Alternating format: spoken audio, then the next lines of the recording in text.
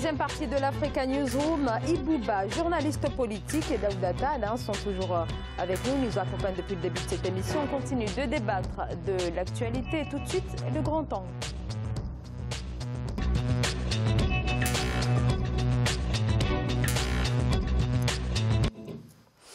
En République démocratique du Congo, la Banque centrale vient de lancer un nouveau système de paiement automatisé. Le pays entend se mettre en conformité avec les normes internationales. Dans ce nouveau système, l'objectif est de rendre les transactions financières plus rapides et plus sûres. Voyez ce reportage de Jacques Mboka. Lutter contre la lenteur dans le transfert des fonds en RD Congo, c'est l'objectif poursuivi par la Banque centrale du Congo qui vient de mettre sur pied le système de transfert automatisé grâce à 2 modules. Il s'agit du règlement brut en temps réel appelé le RTGS qui prend en charge les opérations liées aux transactions de politique monétaire et celui des opérations de masse des petits montants qui se fait selon la méthode classique. Un système de compensation automatisé à la hauteur de l'ambition de placer le système bancaire congolais au niveau des standards internationaux.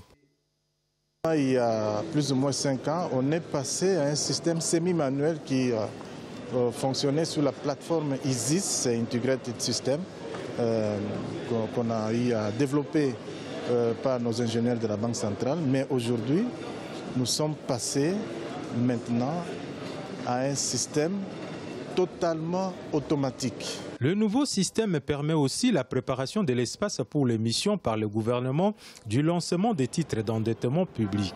Cet instrument, qui est par ailleurs une voie pour préparer la mise en place du grand marché financier et du marché de la bourse pour la RD Congo, met ainsi fin au système semi-manuel opérationnel depuis 2012. Avec le système ancien, lorsque on faisait des opérations, pour des institutions financières qui sont dans le système, la mise à jour de soldes de bénéficiaires des donneurs d'ordre ne se faisait pas automatiquement après chaque opération. Le solde se mettait à jour après chaque clôture. C'est ainsi qu'avec le système passé, on clôturait 3 fois par jour. Le système de paiement automatisé, lancé le vendredi 29 septembre à Kinshasa, ne prend en charge dans un premier temps que la compensation en monnaie nationale. Selon la BCC, une durée de plus ou moins 6 mois est nécessaire avant de voir ces systèmes prendre en charge la compensation en devises étrangères. Daouda, ce nouveau système de paiement automatisé, c'est une petite révolution quand même dans le système bancaire congolais? Bon, je crois que c'est une petite révolution, oui, on peut dire, dans le sens où le système bancaire congolais se modernise. Vous savez, aujourd'hui, on est dans l'ère de la monétique et de tout ce qui est nouvelles technologies de l'information. Je pense que c'est important de se mettre à jour et puis ça sécurise le système davantage également. Donc à ce titre-là, je crois que c'est quelque chose de très intéressant. Maintenant, il faut voir l'impact que ça va avoir. J'espère qu'il y aura un impact en termes de gain de temps, par exemple, pour l'usager en tant que tel. Et puis, je crois que par contre, le problème fondamental du Congo, de la République démocratique du Congo, au niveau bancaire, c'est la bancarisation. Alors justement, on va y venir, hein, Daouda. Voilà. Mais on va continuer sur est-ce que c'est une révolution ou pas?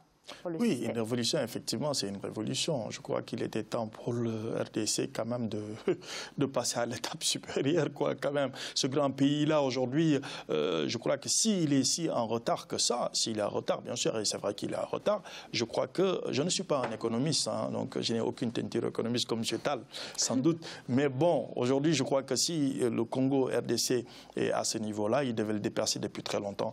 Je crois que son système monétaire, ou son système plutôt, donc, de monétaire, bien sûr, devait être est tout à fait caduque, en fait, à l'ancienne. Puisque aujourd'hui, cette façon de faire permettra mieux de sécuriser les finances du RDC que ce qui s'est passé depuis tant d'années. Justement, pourquoi tant de retard? On sait que le lancement en tout cas le projet avait été décrété dans un décret justement qui remonte à 2004. Oui, Pourquoi tant de... mais vous savez, les populations ont leurs habitudes. Et l'économie, je ne dirais pas d'économie souterraine, mais peut-être sûrement, elle est faite d'une façon idique, c'est-à-dire que sous le b.a.-ba, c'est la population qui la fabrique en quelque sorte. Donc d'où ils ont cette habitude-là et ils ne voulaient pas s'en défaire. Malheureusement, ce n'était pas quelque chose qui arrangeait l'État du RDC, parce que vous voyez très bien qu'aujourd'hui, le Congo-RDC est un pays immensément riche. Donc voilà, malheureusement, les finances ne sont pas si contrôlées comme ils devaient l'être aujourd'hui. Et la Banque mondiale, je crois, a contribué, a fait un très grand effort en essayant de les accompagner donc, dans ce système-là.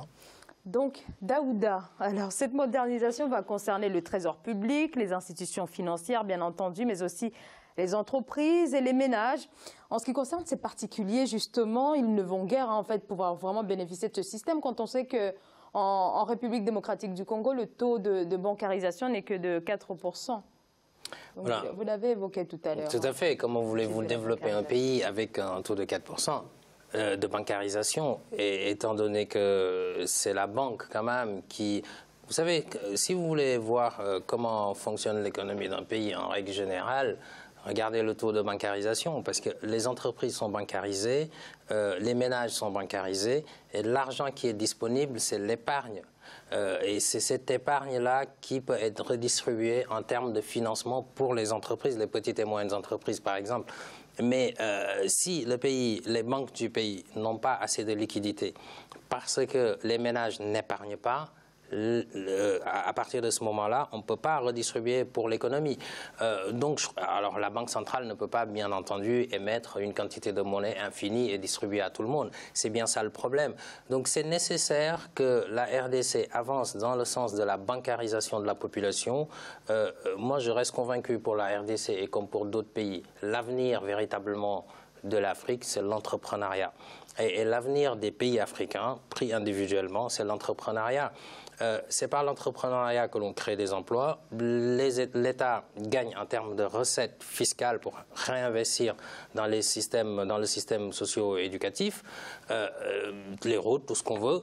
Donc à partir du moment où vous avez peu de gens qui ont la banque, donc l'argent disponible n'est pas très important, les petites et moyennes entreprises, les nouveaux projets ne sont pas financés, je crois que l'économie tourne autour d'un cercle vicieux et c'est là qu'il faut mettre le doigt et je crois que c'est ça la priorité. Maintenant, ce qu'on vient de voir, c'est positif. Puisque ça va être utilisé par le Trésor public. Le Trésor public ramasse quand même, enfin collecte les recettes fiscales. Je crois qu'à partir de ce moment-là, et c'est sur cette base que l'on fait les budgets des États. Donc en termes de sécurisation, ça peut peut-être, espérons-le, diminuer le risque de corruption au niveau des institutions de l'État. En un mot, c'est l'informel qui primait sur le formel. Et maintenant, c'est le formel qui va primer sur l'informel.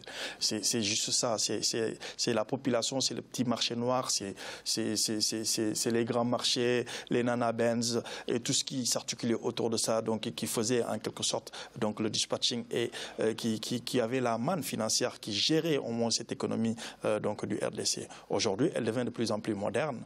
Elle quitte dans la main.